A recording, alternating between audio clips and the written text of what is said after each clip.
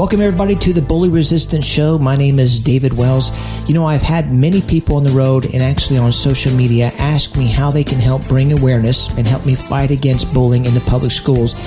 And, you know, one of the ways that you can do that, you can actually go to www.davebond.org, and you can click on the, and if you scroll down, you can actually click on the Patreon logo, and you can support the foundation and me going into the public schools as low as $4 a month. And in doing, or actually in becoming a sponsor or being a monthly supporter, we'll be emailing everyone the track of the week or the CD of the month, depending on the sponsorship levels. But also, you can actually subscribe to the Bully Resistance Show. If you haven't done so now, just you can actually click on the banner on the website on the front page that says subscribe to the Bully Resistance Show. The Bully Resistance Show is brought to you by Nathan Alfred Insurance. It's an independent insurance agency located in Vienna, West Virginia.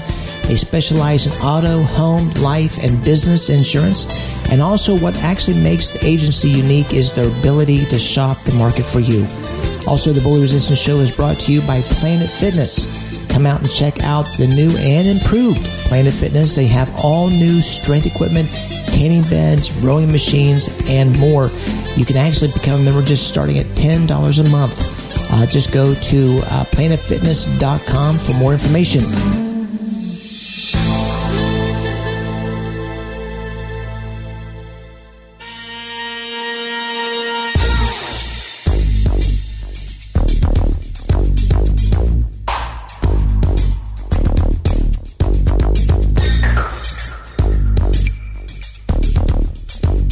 Welcome, everyone, to the Bully Resistance Show with David Wells, nationally known smooth jazz artist, CEO and co-founder of the Chocolate Jazz Foundation, and the co-host of a 2-hour syndicated radio program called Chocolate Jazz Radio.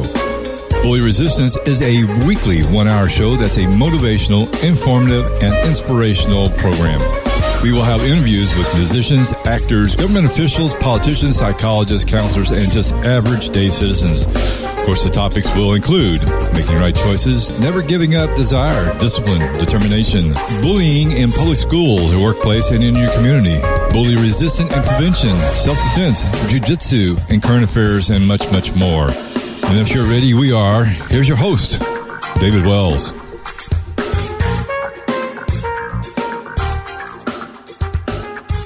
I want to thank everyone for tuning in to another episode of the Bully Resistance Show with David Wells. My name is David, and today we have a professional musician from Los Angeles, California, who's received his Doctorate of Musical Artist at the University of Southern California.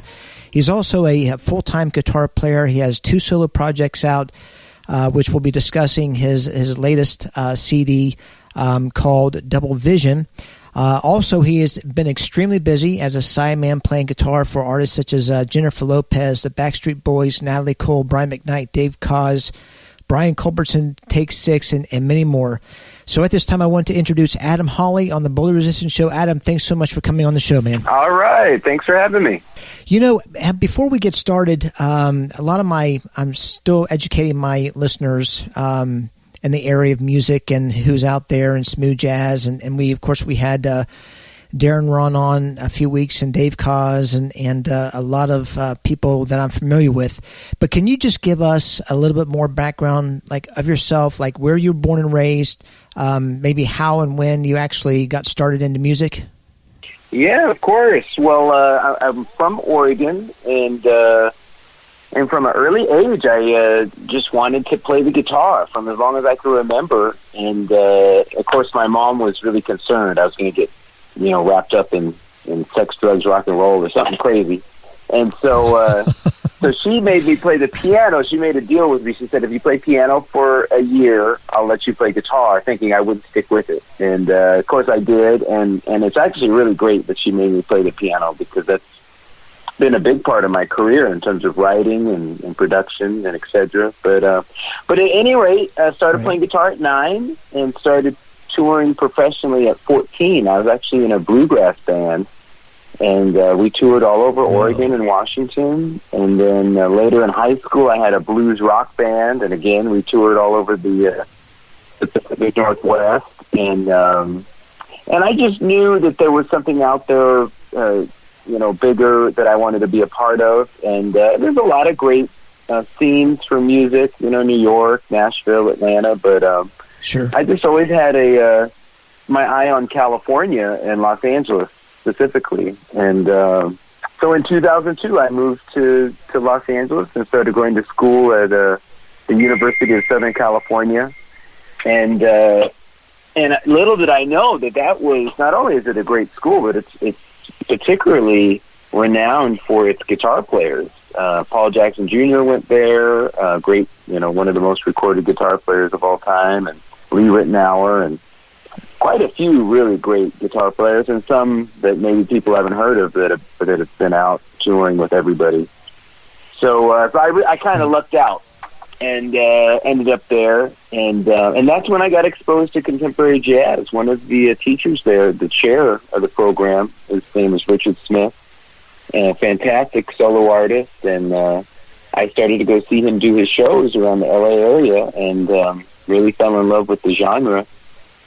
And so in the back of my mind, I wanted to be a solo artist and put out my own project, but the path for me to get there was first going out and touring with a lot of the artists that you mentioned when you introduced me, and I had a ton of fun doing that. Right. I toured the world with the Manhattan Transfer for 4 years, a vocal jazz group, and then I worked with Natalie Cole. How and then Jennifer Lopez. How old were you? How old were you when you actually toured with Manhattan Transfer? Yeah, well, up until then, as a lot of us do, I was working, as I mentioned. I've been touring since 14, but in LA, I was doing a lot of clubs and weddings and corporate gigs, and I must have been 22 or 23 when I started touring with them. It was in April. I auditioned for them in April of 2008. So I would have been 23. I just turned 23. Yeah. So yeah. So are you married and you have a son? Is that correct? That's correct. Yeah, I've been married about 11 and a half years, and then we have a 10-year-old son. He just started 5th grade about a month ago, and he just got started in music too. He's been kind of messing around with different instruments here and there, but 5th grade is the first year that they do concert band collectively, and so he just started the saxophone last week. So we'll see how that goes, but he seems to be enjoying it so far. Let me ask you this, Adam. How do you juggle your career in music, teaching, touring, rehearsing, and then still being a husband and a father to your son? I mean, how do you really juggle all that together to make it successful? Oh, that's a great question, and that's a pretty common question, because people see my schedule, they see me, going all over the place, and then how do you do, balance that with the family? I mean, I'm really fortunate. My family is really, really supportive, and fortunately, my wife, she travels with me quite a bit. She sings in my show, and so that's been great. I've been touring on my own for the last 5 years, and she probably performs 90% of the shows with me. So we get to spend a lot more time together like that. And then when my son's not in school, he'll come travel with us as well. I just did 3 nights in Hawaii, and I flew them out to hang out with me. So, there's always little trips like that are fun. And it's just a balance, The plus side of being... Sure. Everything is there's 2 sides to everything. And some people may say, well, it'd be better to have, a regular job, 9 to 5. But the flip side is I do a lot of travel, and I'm able to take them with me at certain times. And then also... I'll be really busy, and then, such as the industry, there's also slow times too. And so then I'll be home for 2 weeks straight, and not going into work every day. So then, that's the main thing, is to make the most of those times when I'm home and really spend a lot of time with each other and just balance it out. I have to ask, can you, going back to you working with, Jennifer Lopez, Backstreet Boys, all these major A-listers, what was it like working with Jennifer Lopez and performing right next to her? I saw a video, first of all, I do the national syndicated radio show, and we're familiar with your music, but I wasn't really familiar with your personal, your life or what you do on the side. Just that you put out good music. But I've read where she's an incredible person. And then I also, of course, read when, someone works for her, she's extremely difficult to deal with. Tell me how it came about, I guess, working with Jennifer Lopez, and then also what was she like? I mean, was she difficult? Was she a perfectionist? Was she easy to work for? Yeah, well, it's funny how a lot of these professional experiences I have, they all stem from a really long kind of, there's like a tree of kind of like of experiences and people you meet along the way. And, I can trace that gig back to just a random jam session I did in Newport Beach. And I just walked in, and immediately someone was like, "Oh, come on, come play a tune." And I went up there and played a tune, met a drummer. He booked me for a gig. The bass player on that gig booked me for another gig. I met a keyboard player from that, et cetera, et cetera. So there was about 7 gigs I did that led to me starting to play regularly with a bass player who ended up becoming Jennifer's bass player, and then eventually became her music director. So fast forward to 2012. In 2012, they were putting a new band together, and such is the case often with these pop gigs, they fire everybody and hire a new band pretty regularly. And so they're putting a new band together, and I knew her new music director, and he recommended me, and so I auditioned, and that was in April of 2012, and so I ended up doing her world tour. So we were out for most of 2012. And it was a fun experience because it was one of the biggest tours of 2012. We did all arenas, 5 continents. I'd have to go back. I don't even know how many shows. I'd have to go back and count, but they had to be, I don't know, 60, 70 shows maybe, and or maybe more, maybe 80. Wow. And all of the venues were between, in the United States, they were all 20,000 seat. All the NBA arenas, basically, and then overseas, a lot of 10,000 seat arenas, and then we did a HBO special that came out a couple years later. So a lot of people know me from that. They either saw me on that tour or saw the HBO special, and so it was definitely, what was great about it is it showed my versatility. Up until that point, I had toured with jazz artists primarily, which is awesome, and. But a lot of people kind of thought of me as primarily a jazz guitarist and didn't realize that I played other styles. Like, for her gig, you got to play everything from Latin to hip hop, R&B, pop.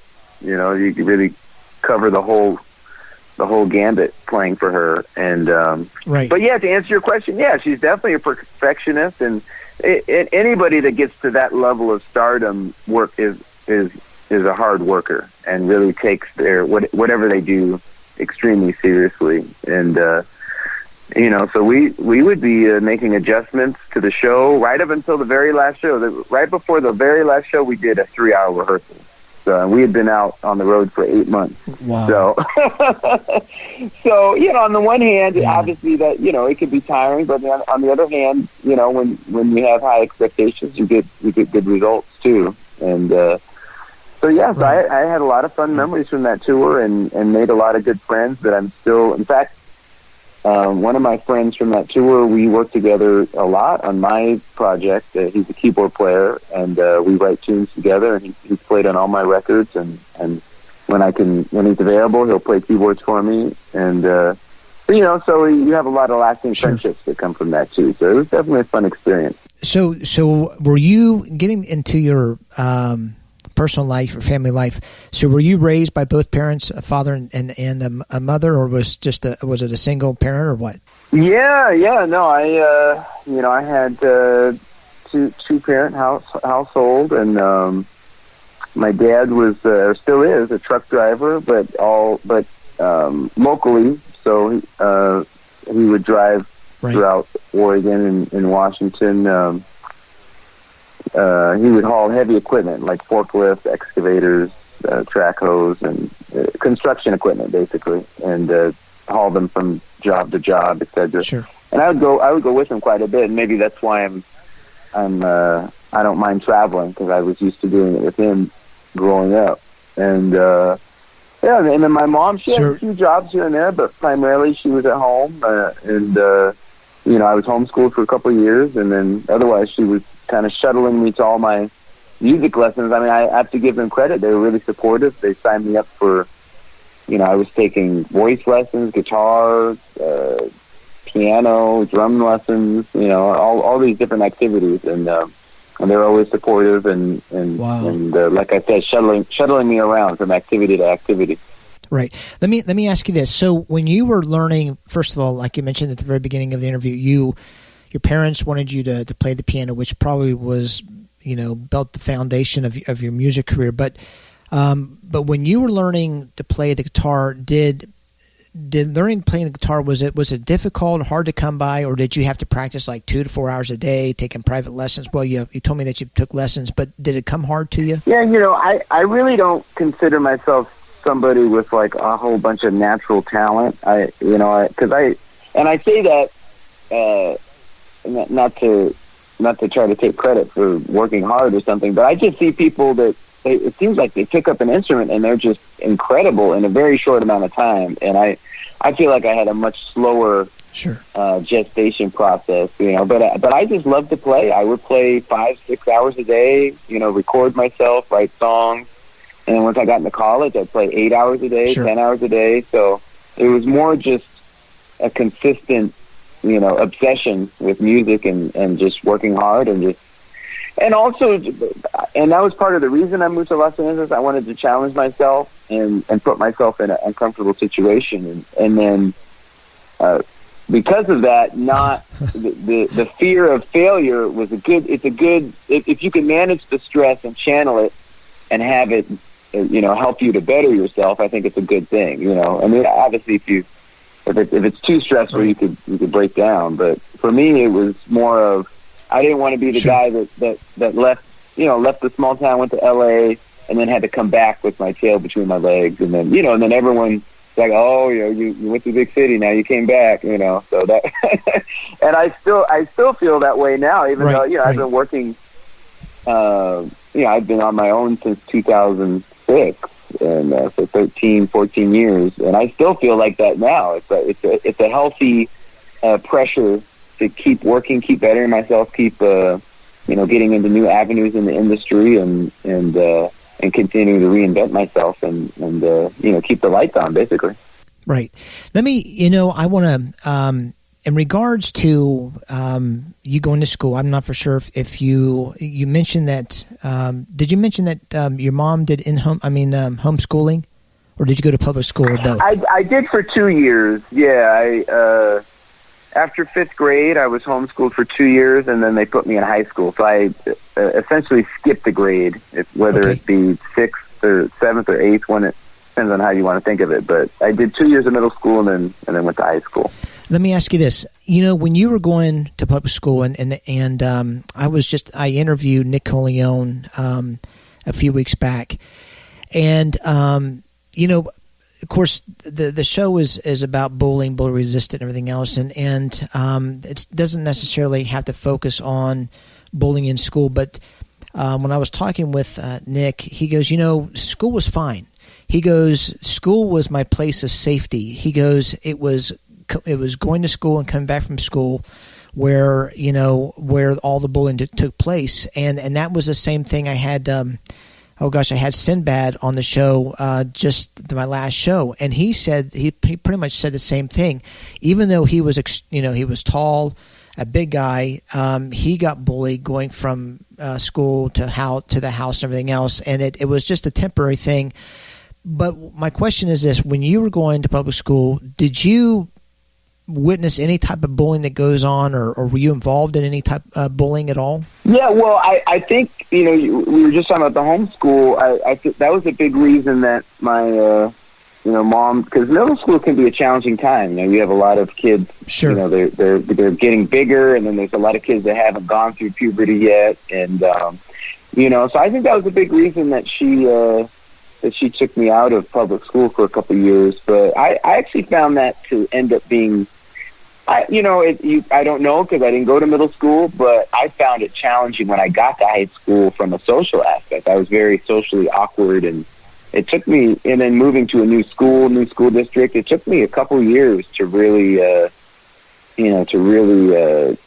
right. make any friends, really. And it was music that really kind of broke me out of that. So I don't want to, I know a lot of people in growing up have had some challenging times. I know my dad did. He spent a year living in Los Angeles and had a very similar experience to what you were talking about. He had to run back and forth from school in order to not get beat up. There was a gang called the Punch Boys. Sure. And they were called that for a reason, And so I feel really blessed and fortunate. I really never had anything like that. I do remember being the new kid in high school and not knowing anybody, and then not being in middle school and lacking social skills. I definitely remember, kids kind of giving me a hard time, like, just that I was nerdy or weird or, and never anything physical, just more kind of verbal.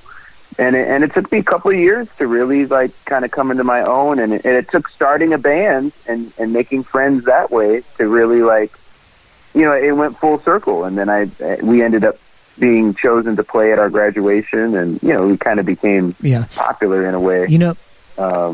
But yeah, it's definitely. I definitely remember a couple of years there. It was definitely lonely, and I definitely felt kind of like an outsider, for pretty much all of freshman and sophomore year. One of my recommendations. I get a lot of messages from parents just asking me different questions, and I think that the best thing when you go from, of course, middle school is where the major problem is in regards to bullying, and elementary. I do spend a lot of time in the elementary schools, and we really try to let them know what bullying is, but anyway, my biggest recommendation, I guess, that seems to work is when a student goes from middle school to high school, is for the parent to get them plugged in to either, if it's the band, if it's football, basketball, but to get them involved with those, because then they can actually build a quick relationship, and my biggest problem was I was raised in Dallas, Texas, and I went to DeSoto High School, which is one of the biggest high schools in Dallas, and my first year there was my senior year. I didn't know anybody. Everybody had their clique, and and that was just one of those, and it was a hard time for me. I got bullied, but it was to a point where it was to a point where I needed to leave and go into a private school and everything else. But anyway, wow. So did you, in regards to your dad? I don't know if you know this or not. Did he happen to fight back in regards to that, or did the bullying last for a long time? Or how did it all end? I guess. Well, he moved around a lot, and that's challenging too, and just what you said, going to a school where you don't know anybody, and myself as well. But he lived in LA for a year, and then he wasn't anywhere that long. So, but he definitely, for that year, there was too many of them. You're outnumbered. He had two brothers. So there's three of them walking to school, but then you got this gang of 10 boys. So it's not really like the odds are stacked against you to try to physically retaliate. So sure. It was really just a matter of survival for that year, and then they ended up moving. And I believe they moved to Oregon after that. So yeah, it was, it's a harrowing time. You don't, right. Unless you recruit some people, it's going to be hard, 3 against 10, 10 or 12, Sure. Let me ask you this. You mentioned that you have a 10-year-old son, and is he going to a public school or private school? He is. Yeah, he's in 5th grade, and so yeah, we're going to across that bridge next year, going to middle school. He's going to be in a new school, new district, and yeah, so that's going to be definitely something. I'm glad we're talking right now because you're giving me some ideas. I agree. Being in an activity is great. He's in basketball, and he's also in a coding class. And Nice. so, yeah, no, I agree. I think that, it's a great way to build a community and kind of helps you from kind of being more on your own. Right. Well, Adam, listen, if you don't mind, I want to go ahead and play a single from your latest CD, Double Vision. It's called Shuffle. And actually, it's featuring Darren Ron. So then I want to go ahead and talk more about the music industry and where it's headed. Fantastic.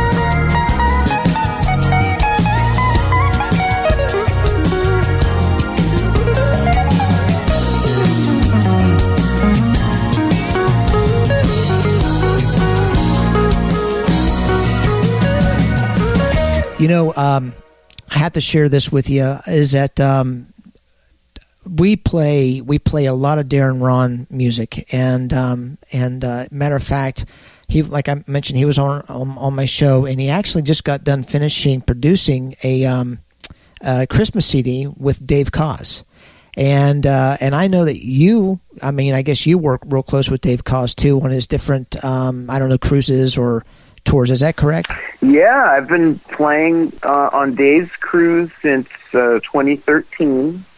Okay. And it's just an incredible, it's just like a music overload in a good way. You know, you've got probably 20, 30 artists on there, 2,000 fans, and everybody's all sailing, you know, the same, I didn't mean to make a pun, but we're all sailing in the same direction, basically. We're all, you know, everyone's on one accord and just there for the music, and it's incredible. And I've done some touring with Dave, too.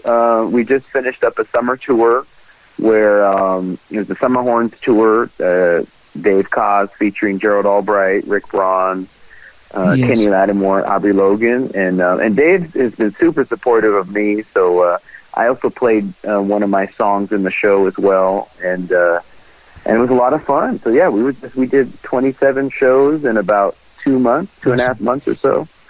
So yeah, Dave's great, and Darren's great too. I met Darren in L.A. I played a couple of his shows in L.A., and we became good friends from that. And anytime I'm in Colorado, we usually meet up. And then he started hiring me to play on some tunes he was producing. And you know, one of those times I just said, "Hey, you know, what do you think about playing on my next record?" And he was totally into it. And the track turned out very cool. He really did. He really did a great job.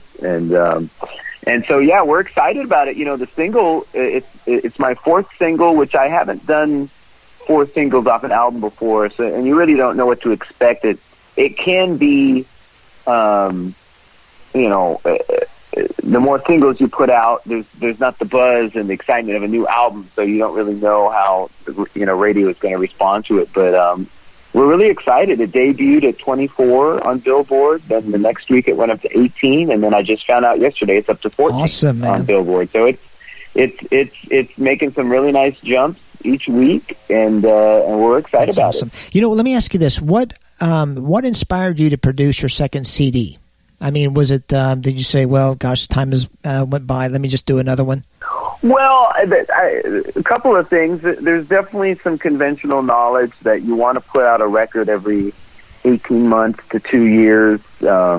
Most people actually do every 18 months, but I was just really fortunate. My first album, every song on it went number 1, actually. Wow. And the better your song does, the longer it lasts on the radio, which is a good thing. So it kind of stretches out the timeline. But yeah, you know, my first album came out February of 2016, so it was time to put another one out, and so the second one came out in it was either February or March of 2018, and then I'm in the process of doing my third album right now, and you know, the timeline has been working, so I'm going to stick with it. So I'm going to put out my next record early 2020, and just keep it going. And I mean, there's a few things to it. You know, I have a lot of music that ideas that I want to get out there and get out to the fans. And then it's also, I've been fortunate that the albums have been doing well, and it's important to keep with that momentum and keep putting out music. And, you know, you kind of shoot yourself in the foot if you take too much time off. And so when things are going well, it's just a smart idea to keep with the momentum and keep pushing forward. Let me ask you this. So you've started on your third solo project. Real quickly, can you tell me the process and how you work in putting a project? I mean, do you produce your own? Do you lay down all the keys, everything else? There's a guy by the name of Vincent Ingala. He pretty much does all his, from his drums to the bass and everything else. But can you tell me the process that you go through and putting a track together or a CD together? Yeah, definitely. Well, I'm producing and writing all the time, because not only am I working on my projects, but I produce for quite a few artists. I've got about eight different clients I'm working for right now. Several in the jazz genre: Lynn Roundtree, Phil Denny, Jasmine Gent, Steve Lucas, Jeff Ryan, and so, you know, I'm always working on tunes for them, and then obviously staying on top of my project. And so, yeah, I have my own studio, and I do a lot of what's called pre-production. So I do, you know, I'll put down some temporary drums and then play all the instruments, and then I'll just choose if what, if any, instruments I'm going to replace with other players, session players. But I'll usually play, obviously I'll do all the guitars myself, and I'll usually play most of the keyboards myself. And then most of my tunes I'll get a drummer to play on them. Right. And that's it, basically. So, the song is pretty close to being done by the time I put drums on it, and then and I edit it, and then I do all my mixing myself as well, and then I send it out for mastering, and that's it. So it's, most of the tunes are about 70-80% me, and then I'll usually add a drummer, and then if I have a guest like Darren, he'll record his saxes at home, email them to me, I drop them in, and you just kind of put it together like that. Let me ask you this in regards to the music industry. I guess I personally have a hard time of keep on coming out with CDs, and one of the reasons why, because I can't produce like you or Vincent and Gallo or Darren Ron. I mean, you guys can. It just comes naturally to you. You lay your tracks and everything else. I mean, you're talking. I was talking to a major producer in LA. This was years ago, and to produce a CD, he offered me like $50,000 to do it. I said, how do you expect me to pay for that or justify putting that CD together? He says, well, can you do GoFundMe or anything else? And I'm thinking, dude, it's unrealistic.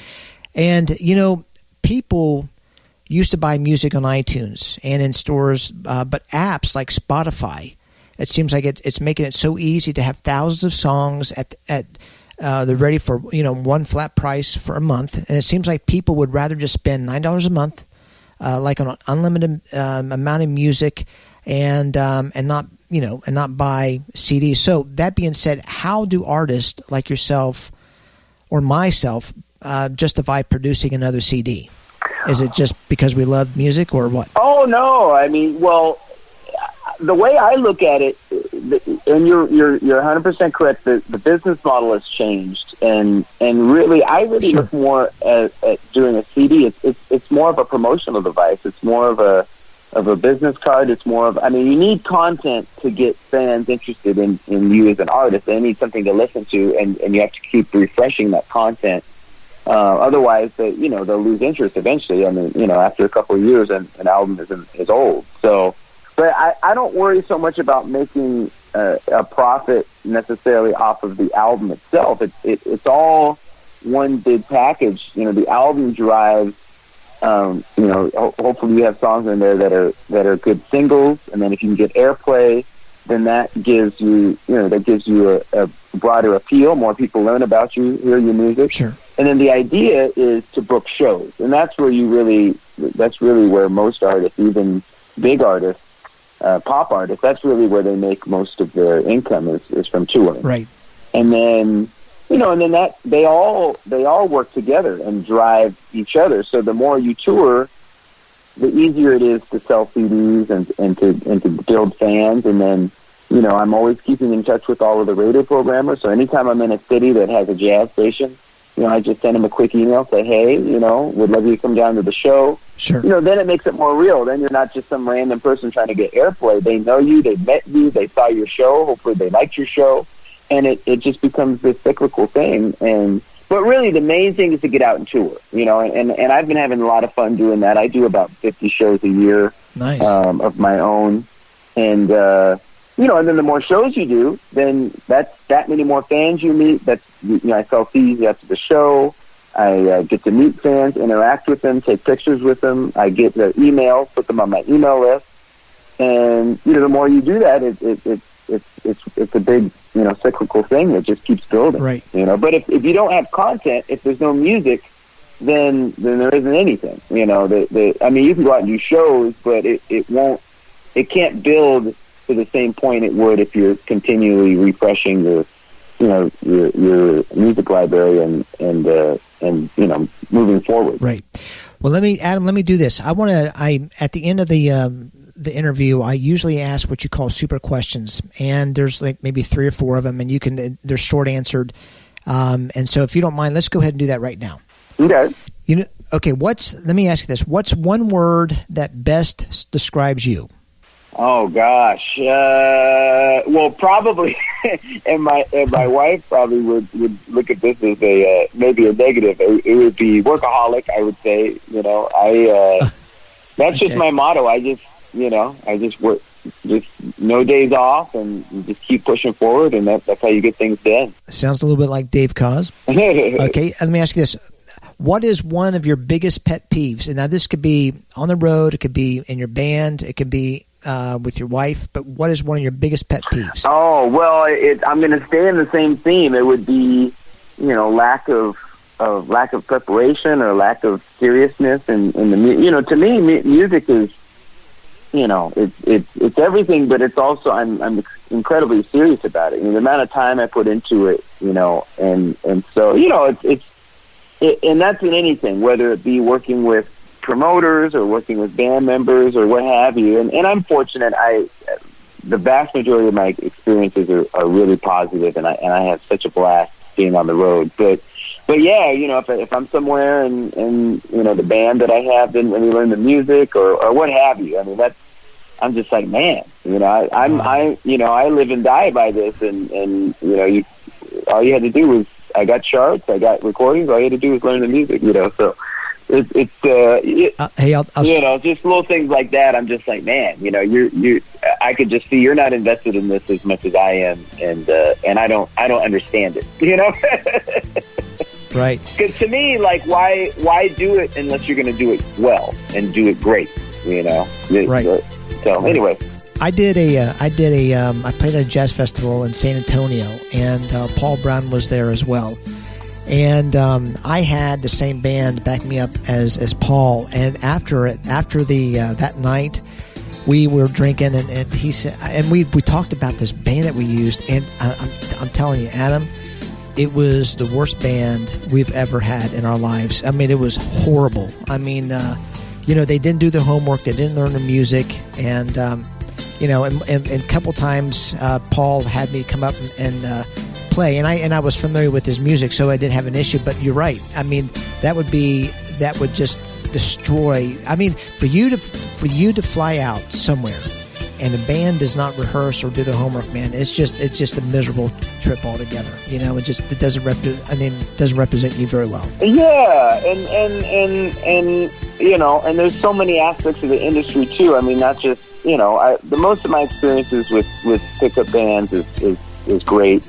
But, it could be just a promoter, too. Like, I've done some gigs where, there's no food backstage, they're running behind schedule, there's no communication. Just all those things are just like, man, you're never going to have that issue with me. So, in terms of communication and preparedness. So when I come across people like that, I'm just kind of like, man, like, it's awesome. Like I said, I don't get it. Why do it if you're not going to do it great? That's kind of how I look at it. Well, that's about all we have for the Bully Resistance Show with David Wells. Before we go, again, I want to thank all the sponsors for supporting the Bully Resistance Show. Also, I want to encourage you, all the listeners, that if you haven't subscribed to the show, just go to www.davebond.org and you can subscribe there. So until next time, thanks for listening.